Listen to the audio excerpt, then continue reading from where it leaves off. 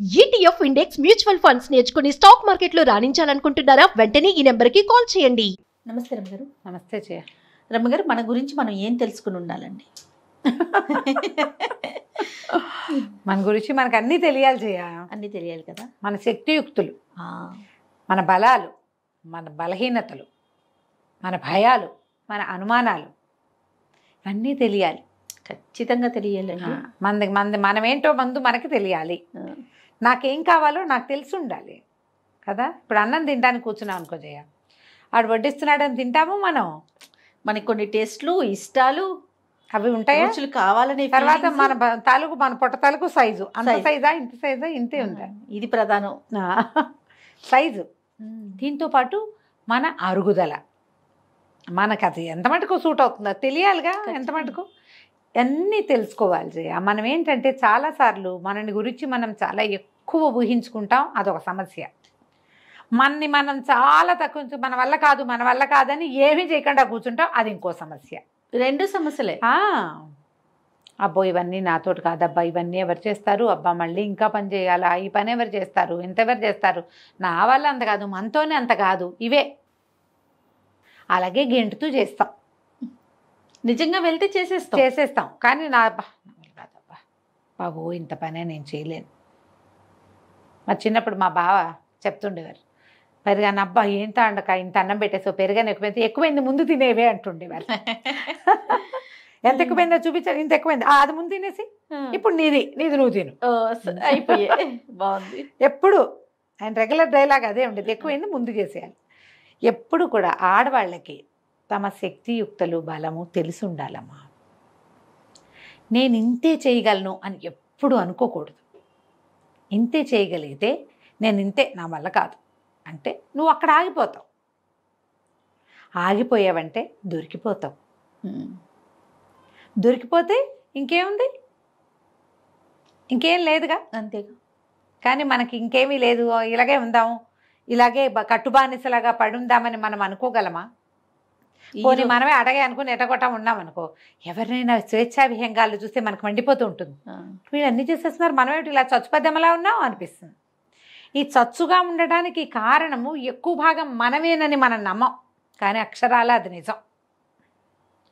మనం చచ్చుగా చేతకాకుండా, ముందుకెళ్ళలేకుండా, ఏదో పనికిమాలినతనంగా అలా ఉన్నాము అంటే మనం ఏం చేస్తామంటే వీటన్నిటికీ కారణాలు చుట్టుపక్కల వాళ్ళని చేస్తాం. మా అమ్మ నాన్న అలా పెంచారంటాం, మా ఆయన అలాంటి వాడంటాం, మా అత్తగారు రాకాసి అందుకే నేను ఇలాగున్నానంటాం. లేకపోతే ఇవేమో కుటుంబాలు, ఆఫీసుల్లో మన పైవాళ్ళు, మా టీమ్ లీడర్ ఇలాంటి వాడు, లేదా మా ఆఫీసర్ అలాంటి వాడు, మా హెచ్ఎం ఇలాంటిది, అందుకే నేను ఇలా ఉన్నాను. ఏమీ కాదు, అది 50% కూడా కాదు. ఒక 30-40% పరిస్థితులు ఉంటాయి. మిగిలినది మనమే. మనని మనం రెడీగా ఉంచుకుంటే పరిస్థితులు 30-40 కదా. మెల్లిగా ఒకటి తోస్తావు, 10% వెనక్కి తోస్తావు దాన్ని. తర్వాత నీదే ముంచేయి పై చేయి అవుతుంది.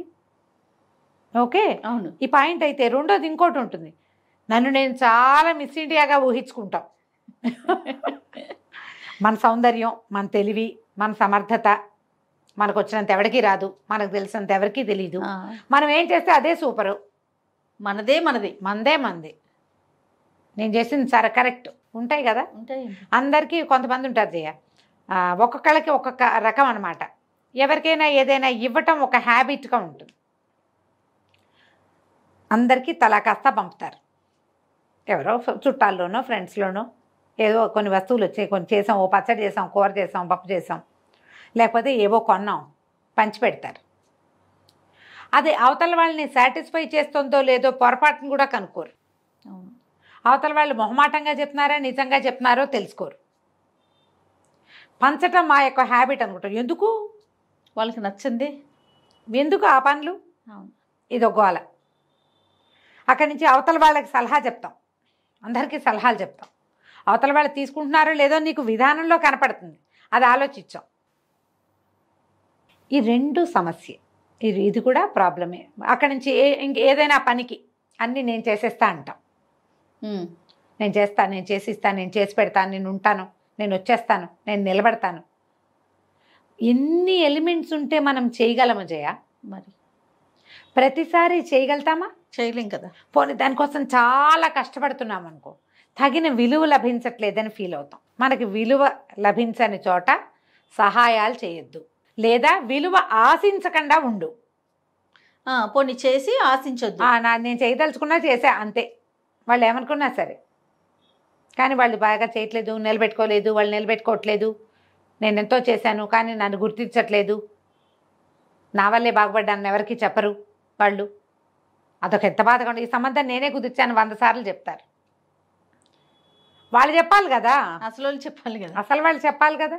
ఇప్పుడు నువ్వు ఒకళ్ళకి ఒక సహాయం చేసావు, లేదా నువ్వు ఒక పని చేసావు, మనమే ఓ పని చేసాం, ఎంత బాగా చేశారు అని 10 మంది అంటారా? మేము చేసాం చూడండి అని నువ్వే చూపించుకుంటావా? ప్రస్తుతం అట్లానే ఉన్నాం కదా కదా. నేను చేశాను చూడండి చూడండి అంటారు, ఓ అంటారు అంతే. ఓహో అనరు. అనరు. ఈ ఓహో అనిపించుకోలేని పని ఎందుకు? ఓసారి చేసావు 2 సార్లు మానే హాయిగా. శక్తియుక్తులు తెలుసుకోండి. ఇప్పుడు మీకు అదైనా సరే సమస్యే, ఇదైనా సమస్య.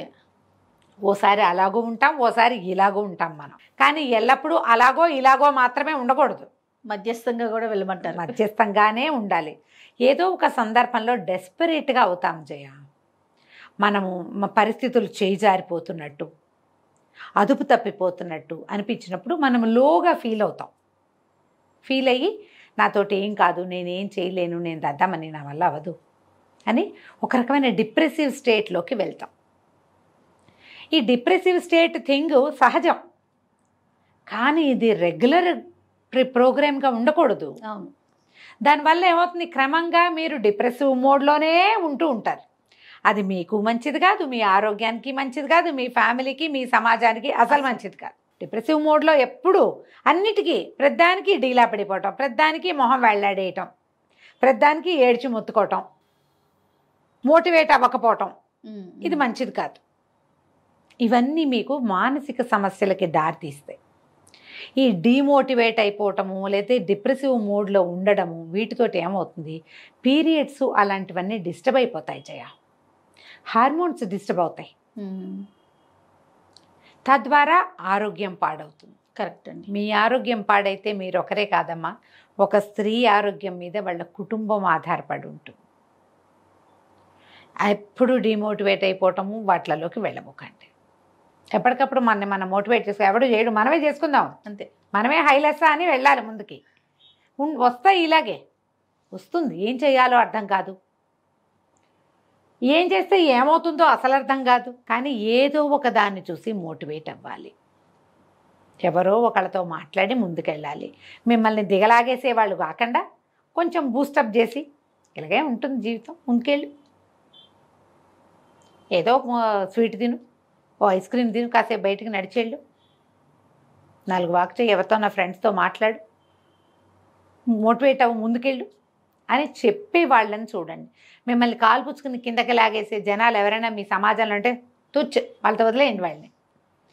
ఎప్పుడైనా వాళ్ళే హలో అనాలి, మీరు మాత్రం హలో అనదు. వాళ్ళు హలో అన్నప్పుడు అనండి, మీరే పనిమాల ఫోన్ చేసి మళ్ళీ ఇంకా కిందకి వెళ్ళిపోయే ప్రోగ్రాం పెట్టద్దు.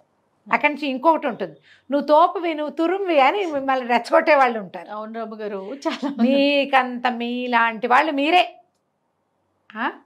నువ్వు ఏమైనా చేసేయగలవు, నువ్వు ముందుండు అని తోసే వాళ్ళు ఉంటారు. నిన్ను తోస్తున్న వాళ్ళు ఎందుకు ముందులేరా ఓసారి ఆలోచించు. కరెక్ట్.